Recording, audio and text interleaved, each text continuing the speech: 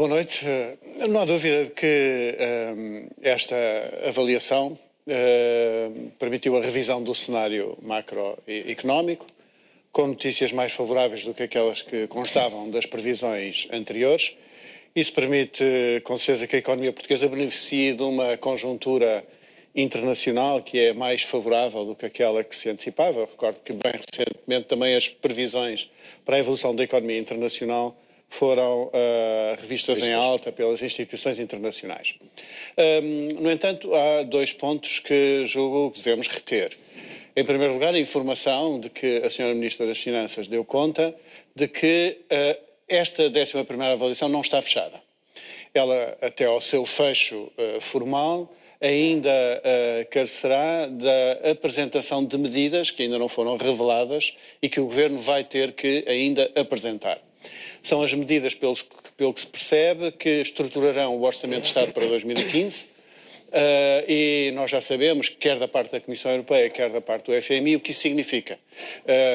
O que pretendem é que o Governo apresente um novo pacote de medidas de austeridade que poderão ascender a 3 mil milhões de euros, segundo as contas do FMI. Mas isto é o que o Sr. Deputado antecipa, não é o que está, não foi o que foi comunicado aos portugueses na conferência de imprensa conjunta? O que foi hoje comunicado é que seriam apresentadas medidas que não foram hoje reveladas e que são as medidas que estruturarão o orçamento para 2015 e o documento de estratégia orçamental para os próximos anos. E sabemos, por outro lado, estou a dizer, que o FMI e a Comissão Europeia apontam a necessidade de medidas adicionais de austeridade, em particular de redução de salários, mas outros cortes também na despesa para os próximos anos. Portanto, antes de celebrarmos o fim da 11ª avaliação, acho que devemos levar a sério o que a Ministra das Finanças disse. E o que ela disse é que iriam apresentar ainda medidas adicionais que não foram hoje conhecidas. Depois, em segundo lugar, o mais importante é nós tentarmos perceber se os dados, os indicadores mais positivos que a economia portuguesa apresenta se traduzem uma melhoria estrutural da nossa economia ou se nós, de alguma forma, estamos a ser iludidos por uma leitura triunfalista desses indicadores. E eu queria chamar a atenção para alguns pontos. Primeiro, hoje foi apresentada uma projeção do desemprego para o próximo ano de 15,7% em média anual. Ora, o número do desemprego hoje revelado pelo Eurostat é de 15,3%. Portanto, se hoje temos 15,3% e o Governo preconiza 15,7% para o conjunto do próximo ano, isso significa que o Governo estima que o desemprego vai aumentar e não vai reduzir. Menos que o previsto, mas ainda assim menos que o previsto. Certo, portanto há aqui um efeito que a previsão é revista em baixa em relação ao que estava previsto. Mas em relação à realidade de hoje, que é 15,3%, o que o Governo está a dizer é que o desemprego vai aumentar. Depois, é verdade que se apresenta um cenário de crescimento da economia de 1,2 em vez de ser 0,8. Eu recordo que o programa inicial da Troika previa para este ano de 2014 um crescimento nem de 0,8 nem de 1,2, mas de 2,5. E, portanto, isto é essencialmente metade do que aquilo que estava inicialmente previsto. Mas o mais importante, talvez, é nós percebermos em que medida os indicadores mais simpáticos na área do emprego, por exemplo, ou na área mesmo do desempenho económico, se realmente traduzem uma melhoria estrutural da economia. E nós temos razões para pensar que isso não acontece. Quer porque o FMI nos alertou para a circunstância de que, ao nível do ajustamento externo, ele não está sustentado numa alteração estrutural da nossa economia, que não aconteceu, simplesmente, e em segundo lugar, porque no capítulo do emprego nós verificamos que o desemprego baixa, mas os fatores que determinam a redução da taxa de desemprego se prendem com coisas que ninguém está disponível certamente para festejar. A imigração, o aumento dos desempregados encorajados e não o dinamismo da economia, mas sim um aumento do emprego público e financiado pelos estágios, quer no Estado, quer nas instituições particulares de seguridade social. E essa é que é a realidade que se esconde por trás dos indicadores e nós devemos lê-los com realismo. Ou seja, são mais dados, Sr. Deputado, que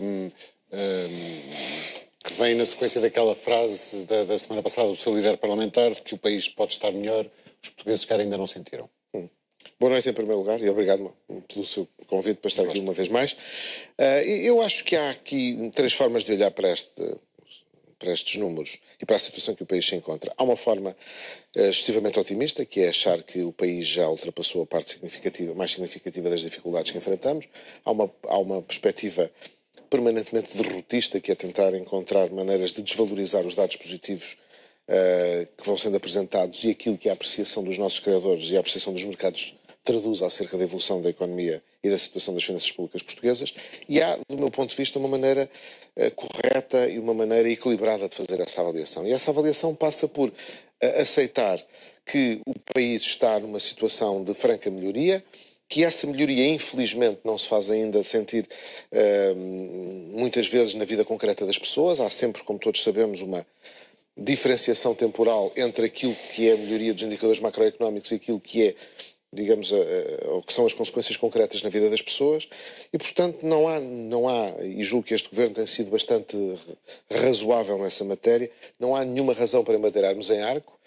Há motivos para reconhecer que os indicadores são positivos e que quando os próprios parceiros internacionais, como é o caso da Troika, dizem hoje em comunicado que Portugal está no bom caminho, é a prova mais do que evidente que não é um autoelogio do governo, que neste caso nem seria um autoelogio do governo, porque se as coisas correm bem e se estamos melhor do ponto de vista dos indicadores macroeconómicos do que estávamos há 3 anos atrás, por exemplo, a verdade é que isso deve aos portugueses, antes de mais, aos sacrifícios que os portugueses fizeram e à enorme sentido de responsabilidade que os portugueses demonstraram. Só sobre o excesso de otimismo, foi o Primeiro-Ministro que hoje disse em Espanha que o pior já passou. Já disse qualquer coisa como já virámos a esquina? Ou... Dizer que o pior já passou não é um excesso de otimismo, que significa reconhecer, do meu ponto de vista, aquilo que é a realidade. De facto, o pior já passou. Se assim não fosse, os indicadores económicos não teriam a evolução que têm tido e, por exemplo, o crescimento económico não estaria a ocorrer há 3 trimestres consecutivos. E dizer que há um milagre, como disse o Ministro da Economia, não será também... Eu não me revejo nessas palavras do Sr. Ministro da Economia, e o próprio Primeiro-Ministro teve a ocasião de dizer a semana passada no Parlamento que a ele nunca o tinham ouvido falar em milagre económico, e o próprio Ministro da Economia veio depois dizer que tinha sido excessivo na expressão que tinha utilizado. Pronto, é verdade. estamos de acordo. É verdade. Sabe que a capacidade de reconhecer os erros, que é uma coisa que em Portugal não é nada frequente, é uma excelente demonstração de humildade democrática. Todos nós, temos que ser capazes de reconhecer os nossos erros e, infelizmente, muitos daqueles que contribuíram para que o país chegasse à situação em que chegou ainda não foram capazes sequer de reconhecer a responsabilidade que têm nesses erros. Mas, enfim, os comportamentos são de cada um. Agora, se me permite, relativamente à questão da 11ª avaliação, eu julgo que é evidente que não há que esconder, como disse o Pedro Silva Pereira, e com razão, que há um conjunto de medidas que não foram ainda anunciadas e que têm que ser tomadas e todos sabemos que têm que ser tomadas. E todos sabemos que têm que ser tomadas por razões de ordem vária. Algumas têm que ver com a implementação do programa, outras têm que ver com um conjunto de compromissos que o Estado assumiu, de resto com o apoio do Partido Socialista e bem, como por exemplo aqueles que decorrem do Tratado Orçamental e que estabelecem obrigações para o país em matéria de controle do seu déficit e controle da dívida pública. E portanto há um conjunto, nunca ninguém disse, muito menos o Primeiro-Ministro, basta recordar o discurso que o Primeiro-Ministro, na altura, nas vestes de líder do partido, fez no final do Não havia razões para festejar. E de facto, não há razões para festejar, em primeiro lugar porque não me parece que seja adequado festejar numa altura em que tantos portugueses passam ainda por tantas situações de dificuldade. Em segundo lugar porque aquilo que temos que fazer para que o país possa, de uma vez por todas, ser colocado no caminho da racionalidade económica e financeira e que evite que o país, uma vez mais, como aconteceu por 3 vezes nestes últimos 30 anos, tenha que pedir ajuda externa, é necessário que sejamos, dizia eu, capazes de muita racionalidade económica ou financeira, evidentemente que temperada pela necessidade de acolher aquilo que são as exigências das pessoas, mas também aquilo que são as necessidades de quem passa por maiores dificuldades. Agora, tudo isso não pode levar a sair da Troika de repente, digamos que as dificuldades acabaram. Não, o mais difícil já passou, mas há ainda muita coisa a fazer para que, de uma vez por todas, o déficit das contas públicas seja metido na ordem. É por isso que, Sr. Deputado, nós ouviu vários membros do Governo falar na possibilidade de se baixar o IRS.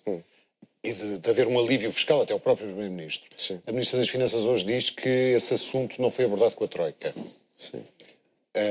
Há aqui alguma contradição ou do seu ponto de vista não? Não, julgo que não há, repare.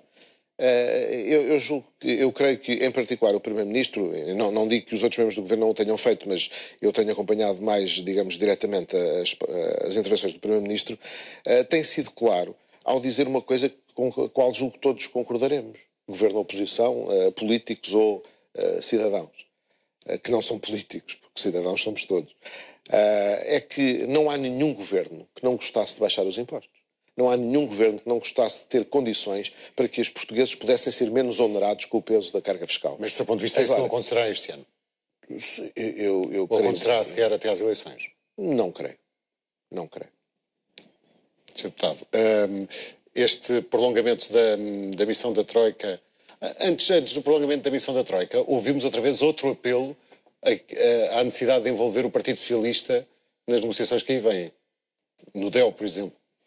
Ouça, até porque, e faz sentido ou não faz, até porque o documento de estratégia orçamental prolonga-se no tempo. Com certeza que sim. Aliás, como se recordará, o secretário-geral do Partido Socialista teve a ocasião dele próprio lançar esse desafio ao Primeiro-Ministro num debate quinzenal. Nós temos assistido a esse folhetim cíclico a propósito do envolvimento do Partido Socialista. Mas os factos são os factos. Quer dizer, de facto, o Governo conduziu este ajustamento ao longo de 2 anos e meio com uma marginalização total, completa e absoluta do Partido Socialista, que não foi envolvido nas 10, hoje é a 10ª avaliação. Mas pelos vistos quer corrigir o erro. Bom, o problema está no seguinte, e nós temos que nos entender quanto a isso. Quer dizer, o que não pode acontecer é o Governo vincular-se com a Troika a determinadas metas ao nível do ajustamento e depois notificar o Partido Socialista e convocá-lo para agora preencha o formulário. Isto é, digam lá que medidas correspondem a... Porque verdadeiramente nós temos que discutir a estratégia. E temos que discutir a estratégia com base na avaliação dos resultados, da situação que o país tem. E nós começamos por ter aí uma diferença absoluta na leitura da realidade. Enfim, agora o Padre Matos Correia faz esta leitura mais sóbria do que aquela que fez o Ministro da Economia quando se referiu à situação como um milagre económico. Mas nem se trata apenas disso. Trata-se de nós percebermos, então, se a economia, depois destes 3 anos de austeridade, em que teve uma recessão de 1,3% em 2011, outra de 3,2% em 2012 e ainda uma recessão de 1,4% em 2013, se ao fim de 3 anos consecutivos de recessão, como nunca tinha acontecido na história portuguesa, se nós podemos olhar para a economia ao fim deste ajustamento e dizer está melhor. Não está melhor. O que aconteceu foi uma devastação. Não estamos melhor hoje do que há 2 anos ou 3. Não estamos hoje melhor do que há 2 anos, como é evidente. A economia, pelo contrário, ela está hoje mais fraca, como não podia deixar de estar ao fim de 3 anos de recessão do que estava antes. Os indicadores que nós temos ao nível do desemprego não estão melhores do que estavam antes. Nós tínhamos 12,1% de desemprego, temos agora 15,3%. Está pior. Nós tínhamos 94% de dívida pública em 2010, temos agora 129%. Está pior. Nós temos um déficit orçamental que continua, apesar de todo este esforço de ajustamento, a incumprir nos objetivos que tinham sido desenhados para o programa. Estima-se que no ano 2013 tínhamos ainda um déficit orçamental acima dos 5%. Portanto, e temos um movimento que acho que preocupa toda a gente, com certeza, da imigração, sobretudo dos jovens portugueses, mas não são 1, nem 2, nem 3, são aos 120 mil por ano. E isto só pode enfraquecer as capacidades do país. E quando o país desinveste também nos seus setores estratégicos para o futuro, estou a pensar na questão da educação, estou a pensar na questão da ciência, de facto está-se a deixar atrasar em aspectos vitais para a competitividade da sua economia. E o mesmo vale para a joia da coroa, para o ajustamento externo, a ideia das exportações. Porque, de facto, é verdade, ninguém contesta, e eu sou o primeiro a dizê-lo, que as empresas portuguesas resistiram, e resistiram bem a este período difícil, e em vários setores alcançaram crescimentos nas suas dinâmicas de exportação. Mas o resultado, o aumento da exportação que nós temos, como o FMI teve a ocasião de alertar, assenta essencialmente, ou numa parte muito substancial, numa componente que é a componente dos combustíveis, ou em elementos conjunturais, como são os do setor do turismo. Não quer dizer que não tenha havido também crescimentos noutros setores relevantes, no setor do calçado, por exemplo, tiveram crescimentos, mas isto que aconteceu na economia portuguesa não foi resultado de nenhuma alteração estrutural que se tenha produzido. E nós temos que olhar para isso com realismo. Se nós virmos as duas maiores exportadoras portuguesas, toda a gente imagina que a maior exportadora portuguesa é a Auto Europa. Pois já não é. Neste momento, a Auto Europa passou para terceiro lugar. Em primeiro lugar está a refinaria de Sines e em segundo lugar está a Porto Cel. Dois projetos que foram lançados no tempo do governo do Partido Socialista, quando se apostava em setores relevantes para as exportações, como aliás também nas energias renováveis. E isso é que está hoje a explicar uma grande parte deste crescimento das exportações. E, portanto, olhemos com realismo para a situação. Já estivemos pior, já batemos no fundo, há uns indicadores que estão a melhorar em relação ao que estava no passado, sim, mas não enganemos as pessoas. E eu creio que é realmente enganar as pessoas, olhar para os números do desemprego e dizer, vem, a economia está a crescer. Toda a gente sabe que nenhuma economia pode estar a gerar emprego com os números de crescimento que tem, mesmo com estas décimas de que se fala. Isso não existe. O crescimento do emprego a que se assistiu em alguns setores foi no Estado, foi nas IPSS, foi com aqueles programas que foram desenvolvidos, e bem, mas é isso, não vamos dizer que é por causa do dinamismo de crescimento da economia. Estamos a enganar eu acho que o desafio, deixe-me só terminar para dizer, eu acho que o desafio que está colocado é o desafio de nós fazermos o tal olhar realista sobre a situação da economia portuguesa. Porque se nós imaginarmos, bom, isto correu muito bem com esta receita, e então vamos insistir e intensificar a austeridade, porque por aqui é que vamos alcançar o sucesso, nós estamos a enganar a nós próprios e a enganar o país e a levar, de facto, o destino da vida dos portugueses e das empresas por mau caminho. E por isso não haverá nenhuma convergência com o Partido Socialista? Conforme o último apelo, se não estou a erro, foi no Congresso. A convergência, evidentemente, que exige uma convergência na estratégia para depois poder convergir nas medidas. O que eu constato é que na leitura da realidade e do que deve ser a estratégia existe uma divergência substancial. E ela não tem que ver com se deve ou não deve haver disciplina orçamental. Não é esse o ponto. A questão está em saber quais são as alavancas para tirar o país desta situação. E o dinamismo da economia, o crescimento e o investimento são essenciais e nós temos que olhar para isso com olhos de ver. Há quem diga que os apelos da maioria vá ao PS são só para inglês ver. Cada um pode dizer aquilo que entende. Não são. Eu já tive a ocasião de dizer várias vezes, e mantenho, que durante a parte inicial do mandato do atual governo e da atual maioria, a atual maioria esteve longe de fazer tudo aquilo que podia ter feito para criar um entendimento maior com o PS. Meia culpa, hoje que tenho responsabilidades dirigentes no meu próprio partido, meia culpa, embora na altura não as tivesse, porque de facto acho que essa estratégia não foi a estratégia mais adequada. Desde há algum tempo esta parte que o Governo e a maioria mudaram essa orientação e bem do meu ponto de vista. O Partido Socialista não. Dizia há pouco o Pedro Silva Pereira que para haver o consenso é preciso haver, digamos, comunhão estratégica. Não é. E tanto não é que nós estávamos completamente afastados do governo do engenheiro José Sócrates e viabilizámos orçamentos e PECs. Não é. O que é preciso é eleger em primeiro lugar a defesa do interesse nacional. E isso nós fizemos. E o PS não faz. E o PS não faz por uma razão... Não, o Pedro há de reconhecer que a nossa estratégia política e económica não era nada de parecido com a vossa e, no entanto, viabilizámos 3 PECs e orçamentos de Estado. Mas não deixe dizer que a vossa estratégia política, como o partido que tinha perdido as eleições, era condizente com não provocar uma crise política imediatamente. Mas provocaram-na logo que deu jeito, mesmo contra o interesse nacional. Portanto, a tese do interesse nacional é que não me convence. Eu reconheço-lhe, e julgo que não sou só eu, uma enorme inteligência. E, portanto, você tem sempre a facilidade de tentar dar a volta ao texto. Mas a realidade é que é. Nós não tínhamos nenhuma convergência estratégica em nome do interesse nacional, como o tínhamos feito, por exemplo, quando o professor Marcelo Rebelo de Sousa viabilizou os orçamentos do engenheiro António Guterres. Viabilizámos orçamentos e viabilizámos PECs. E, portanto, o problema é colocar o interesse nacional acima dos interesses partidários. E o problema do PS, neste momento, é que o PS só tem uma preocupação, é o receio de ser visto com o governo.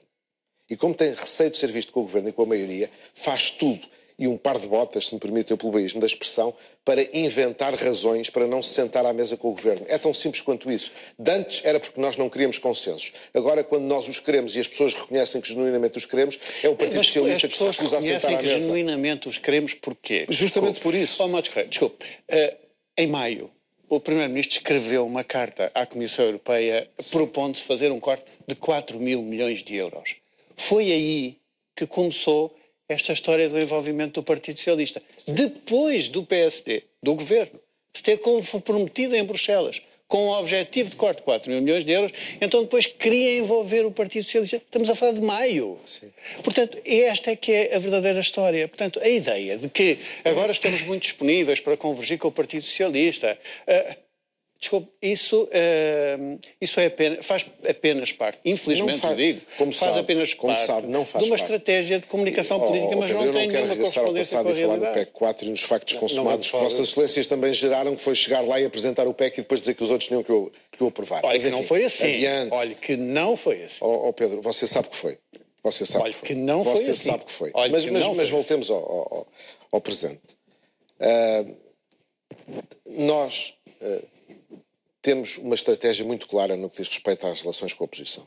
Há momentos para nos opormos e há momentos em que o interesse nacional exige que, independentemente das nossas perspectivas necessariamente diferentes sobre as coisas, sejamos capazes de gerar entendimentos sobre aquilo que é essencial para o país.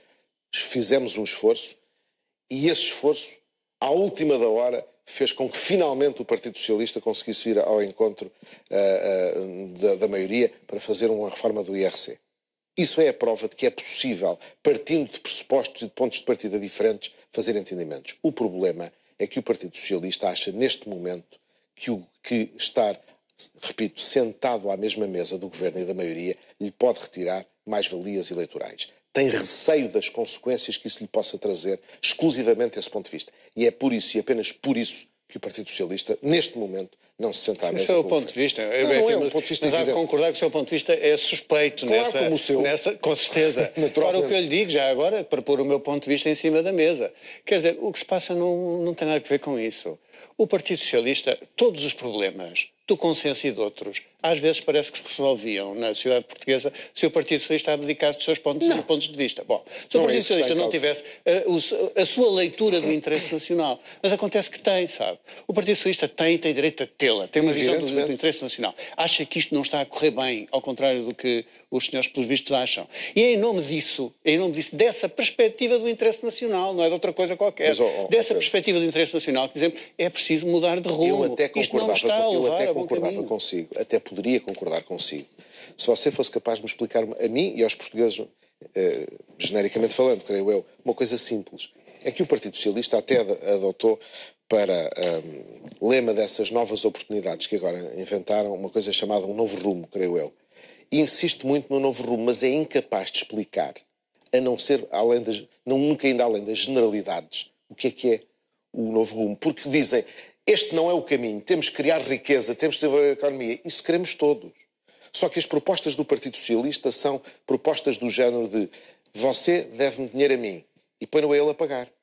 Não, desculpa. Não, repare, as propostas que fazem, como por exemplo as que constam, uma vez mais, ou as que constaram, ou que foram debatidas nas vossas jornadas parlamentares, são coisas do género.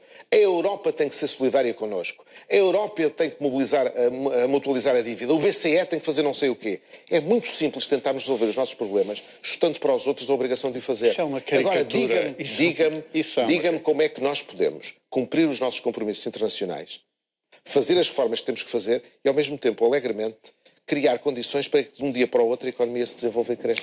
Olha, sou capaz de me explicar como é que se faz a quadratura do círculo? O que está a descrever é evidentemente uma caricatura. Mas é que infelizmente não é antes fosse. Não, é uma caricatura para efeitos do combate político, não é outra coisa. Não é do meu género. É verdade que existe um elemento, que é um elemento importante numa estratégia para o país sair da situação em que se encontra e que é a dimensão europeia.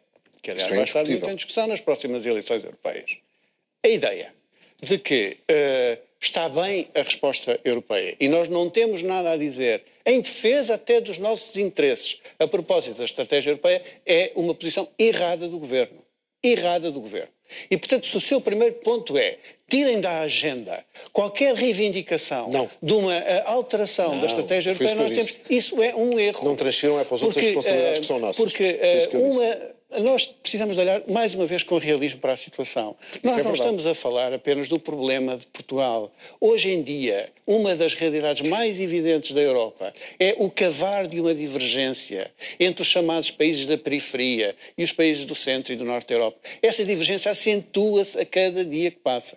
E, portanto, um dos elementos da resposta a esta situação, não tenha mesmo dúvidas, passa não por tenho uma... a mais pequena dúvida. Bom, mas o que eu tenho dúvidas é que o Governo tenha sido essa voz até aqui. Não ouvimos. Pelo contrário, o que ouvimos ao Primeiro-Ministro, aos sucessivos Ministros das Finanças, ao Sr. Secretário de Estado dos Assuntos Europeus, é o alinhamento, o total alinhamento com as políticas mais contrárias, aliás, ao interesse nacional e em nome da austeridade e da punição dos países do Sul. Ainda hoje, desculpe interromper, Sr. Deputado, mas ainda hoje o Vice-Primeiro-Ministro disse que a Europa, generalizando a Troika, a criar ajustamento nos salários e que o Governo bateu o pé e não haveria, o ajustamento salarial está feito. Sim, ouça.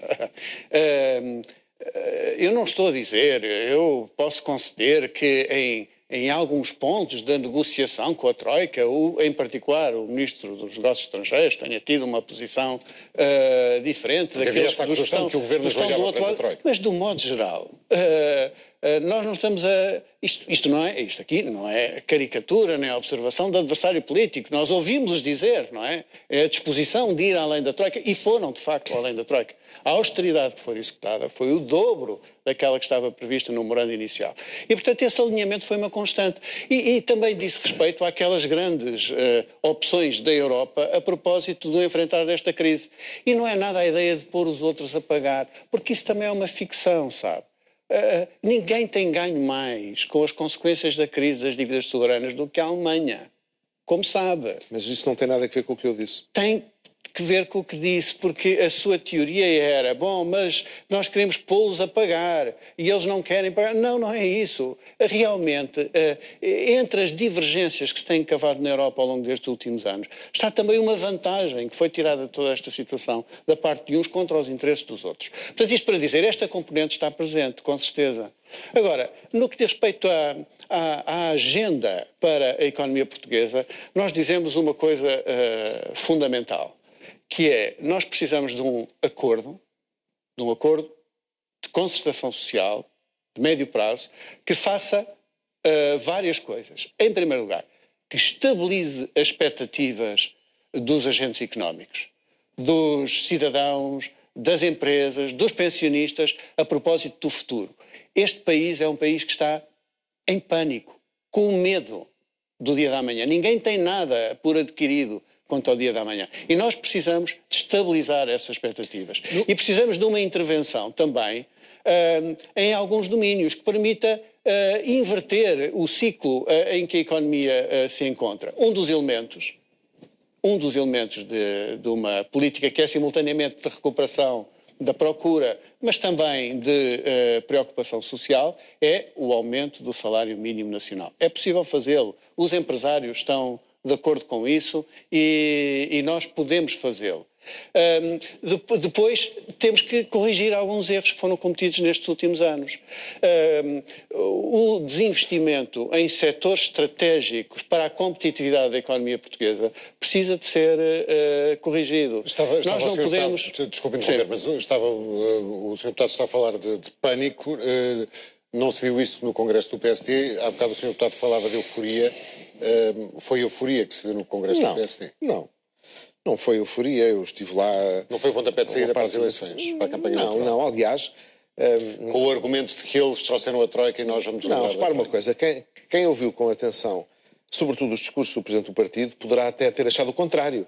É que alguém que quer ganhar as eleições não teria feito um discurso em que diz, por exemplo, no encerramento, que o mais difícil ainda está para vir. Portanto, manifestamente não é isso. Agora, evidentemente, há coisas com que o Pedro Silva disse que eu estou de acordo, ou que posso estar de acordo, agora há outras que evidentemente não estou de acordo. O Partido Socialista, desde logo, não conseguiu resolver uma coisa simples. No seu pensamento, é que ainda está para demonstrar como é que se pode fazer um ajustamento sem haver recessão. E o Partido Socialista acha que se pode fazer ajustamento sem haver recessão. Isso é impossível. Nunca aconteceu em nenhum sítio no mundo. Não é pura e simplesmente possível que se faça. Em segundo lugar,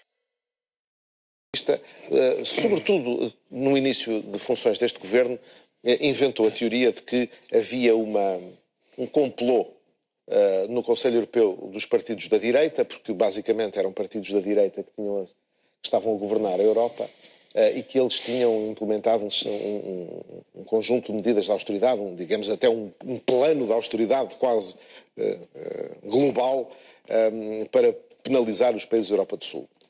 Hoje em dia, o Partido Popular Europeu não tem a maioria no Conselho Europeu. Tem uma parte significativa, mas creio que já não tem a maioria.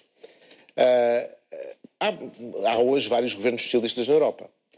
As medidas de austeridade, os planos de austeridade, os programas que vinham sendo implementados, continuam a ser implementados mesmo com o beneplácito dos partidos socialistas. O presidente Hollande inverteu 180 graus aquilo que tinha prometido antes das eleições e hoje está a fazer uma política que exatamente passa por coisas que foram contestadas em Portugal, como, por exemplo, a mexer na TSU. O Partido Socialista, se nós olhamos para o que se passa na Europa e para o que é o posicionamento dos partidos socialistas europeus e vemos o Partido Socialista português completamente isolado, porque é incapaz de chegar à realidade e continua a prometer mundos e fundos. É aquilo que eu dizia. Pode-se fazer ajustamentos sem haver recessão. Os europeus têm que assumir uma parte substantiva da resposta aos problemas que nos afetam. Quer dizer, os outros têm que resolver os nossos problemas, as reformas estruturais que nós temos que fazer, o corte na despesa que é indispensável, a tomada de medidas que tornem de uma forma sustentada racionais as nossas finanças públicas. Tudo isso não tem que ser feito. E depois o Partido Socialista esconde-se atrás de umas coisas que é: temos que fazer um acordo de concertação, temos que aumentar o salário mínimo e temos que investir em setores que são estratégicos. Estamos de acordo. Com que dinheiro, Sr. Deputado Silva Pereira? Com que dinheiro? Aumentando os impostos? Posso responder? Evidentemente. Sim, é para isso que cá estamos. Primeiro, vamos lá ver. Mais uma vez, enfim, o doutor recorre à caricatura. Ajustamento sem recessão. É falso isso. É falso. Então dê-me um exemplo de um país que tenha feito ajustamento. Não é isso. Não é nesse sentido que é falso. No sentido que o Partido Socialista imaginaria que seria possível fazer um ajustamento sem recessão. Estou a dizer que isso é falso. O memorando inicial da Troika previa recessão. Previa uma recessão de 2,2% em 2011 e uma recessão de 1,8% em 2012. Portanto, a ideia de que queriam fazer ajustamento sem recessão é apenas falsa. Nós sempre tínhamos previsto que haveria recessão. A diferença é que, como os senhores aplicaram o dobro da austeridade, tiveram o dobro da recessão. Tiveram uma recessão de, em vez de 2011 até correu melhor, porque o primeiro semestre de 2011 correu melhor do que o segundo, e tivemos uma recessão de menos 1,3%. Mas em 2012, em que estava previsto uma recessão de menos 1,8%, tivemos de menos 3,2%. E em 2013, que já devia a economia portuguesa estar a crescer de 1,2%, teve outra recessão de menos 1,4%. Portanto, não é a existência de um ajustamento exigente que nos separa. O que nos separa é que os senhores, em vez de fazer um ajustamento exigente, como aquele que estava negociado com a Troika, fizeram o dobro da austeridade. E tendo feito o dobro da austeridade, arrastaram o país para 3 anos de recessão, em vez de 2. E com uma recessão mais profunda do que aquela que tivemos. E é isso que verdadeiramente nos separa. E agora, só dando um passo em frente, desculpe interrompê-lo uma vez mais, Sr. Deputado, e agora, avançando, saída limpa, saída irlandesa, programa cautelar, a terceira via de que já se fala. Eu gostaria de não contribuir nesse ponto, que é um ponto sensível e relevante, particularmente para os interesses nacionais. Diversas. Não subscrevo essa sua apreciação, não. Estava a perguntar. Não subscrevo. Acho que não devemos contribuir, acho que o Governo o que tem dito é cedo ainda para dizer qual é a estratégia de saída do programa. Concorda que ainda é cedo? Eu concordo que o Governo, se não tem ainda os elementos para dizer com segurança se está em condições de cumprir o que estava previsto no memorando inicial, que é evidentemente a saída limpa, se não tem informação que lhe permita dizer isso com segurança, compreendo que o Governo diga que reserva a sua posição para quando tenha a informação toda. O que não me parece razoável é que, se o Governo, ele próprio, não tem essa informação e não tem condições de a assumir, que nos deitemos todos a dar palpites sobre, mas a mim, eu não tenho informação, mas a mim parecia melhor isto ou parecia pior aquilo. O que o Partido Socialista tem dito, e que às vezes é também caricaturado, o que o Partido Socialista tem dito é uma coisa muito simples. O que está pressuposto no programa de assistência financeira é que ele tem uma determinada duração e, portanto, terminado o programa de assistência financeira, é suposto que o país regresse aos mercados. É isto que o Partido Socialista tem dito. Se houver alguma novidade em relação a este cenário, o Governo que o explique, que diga porque é que há necessidade de uma alteração. Porque realmente o programa de assistência financeira não prevê nenhum programa cautelar. Portanto, o que está pressuposto ali é o regresso aos mercados no final do programa. Se isso por algum motivo não for possível, então o Governo tem uma explicação para dar. E nós temos, então, a oportunidade de fazer uma avaliação dessa decisão que o Governo vier a tomar. Com certeza, qual é a sua opinião sobre isso? Não, eu vou-lhe já dar a minha opinião sobre isso. Se me permite, queria só responder a uma das últimas questões colocadas pelo Pedro Silva Pereira. A recessão deve-se à duplicação da austeridade que o Governo levou a cabo.